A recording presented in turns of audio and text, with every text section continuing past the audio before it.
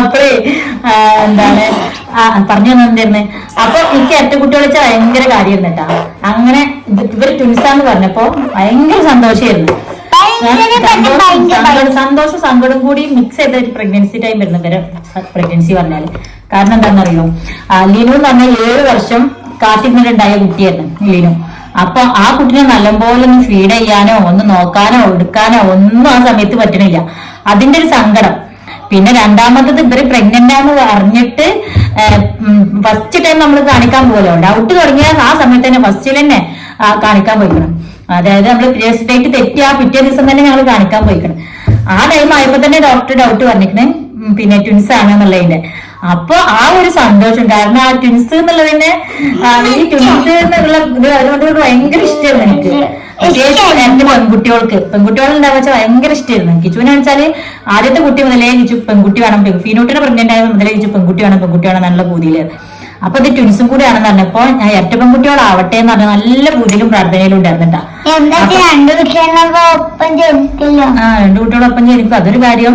പക്ഷെ ഉമ്മച്ചിക്ക് ആഗ്രഹം എന്തായിരുന്നു അറിയോ, ഒരുപോലെ ഡ്രസ്സൊക്കെ ഇട്ട് കൊടുത്ത് ഒരേപോലെ മുടിയൊക്കെ കെട്ടി നല്ല സ്റ്റൈലാക്കി ഇങ്ങനെ കൊണ്ടെടുക്കാന് ഉമ്മച്ചിക്ക് നല്ല പൂതിയായിരുന്നു കേട്ടാ.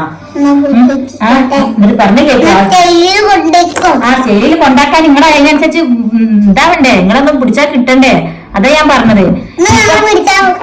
അല്ല, ഞാൻ ഇപ്പൊ പറഞ്ഞു വരുന്നത് എന്താണെന്ന് നിങ്ങൾക്ക് അറിയോ, നിങ്ങളെ കുറ്റാണ് ഈ പറഞ്ഞു വരുന്നത്, അത് കേട്ടോളി വേണമെങ്കിൽ. അപ്പൊ ഇപ്പഴില്ലേ, ഇപ്പൊ എവിടെയെങ്കിലൊക്കെ പോകുമ്പോ ഞാൻ ചിലപ്പോ മുടിയൊക്കെ വാർന്നിട്ട് ഒരു ഹെയർ ബാൻഡ് വെച്ച് മതി നടക്കൂട്ടാക്കി നട്ടാണ് എടുക്കൽ. എന്റെ അമ്മനോട് പറയാം, എന്തായിരുന്നു ഓളെ പൂതി അറ്റ കുട്ടികളായാലും അങ്ങനെ നടത്തണം ഇങ്ങനെ നടത്തണം.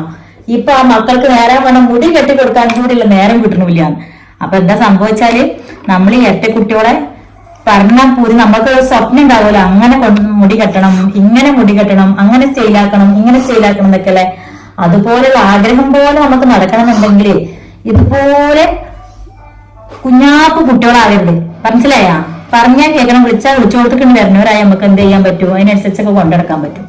ഇതിപ്പോ ഇവരെ 3 ആളെയും കൂടി ആയതുകൊണ്ട് നോക്കലിന് ഭയങ്കര ടാസ്കുള്ള കാര്യം. അപ്പൊ എവിടേക്കെങ്കിലും നമ്മൾ ഇറങ്ങാൻ പോവാൻ നിൽക്കാന്ന് പ്രത്യേകിച്ച് ഇപ്പൊ കിച്ചു പറഞ്ഞിട്ടുണ്ട് 4 മണി 4:30 ആകുമ്പോത്തിന് റെഡിയായി നിന്നോളിന്നാ. എന്നിട്ട് തന്നെ ഞാൻ പെടഞ്ഞിട്ടാണ് ഓരോ കാര്യങ്ങൾ ചേർത്തിപ്പോ ഈ ലെവലായപ്പോത്തിന് ഇത് മുടികെട്ടൽ വരെ എത്തിയിട്ടാ.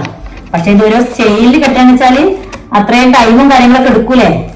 അപ്പൊ 3 ആളും കൂടി ആവുമ്പോ അത് ഒരു തല ശരിയാക്കി വരും. ഇനിയിപ്പോ ഒരാളെ നേരെയൊക്കെ ഇങ്ങോട്ട് വിട്ട് കഴിഞ്ഞാൽ 10 മിനിറ്റ് ആകുമ്പോത്തിന് ഒരാൾ വരുമ്പോ അവിടെ കഴിഞ്ഞിക്കണ് ഇവിടെ കഴിഞ്ഞിക്കണ് എന്നറിഞ്ഞാട്. അപ്പൊ അങ്ങനെ ഓരോരോ ടാസ്കുകൾ.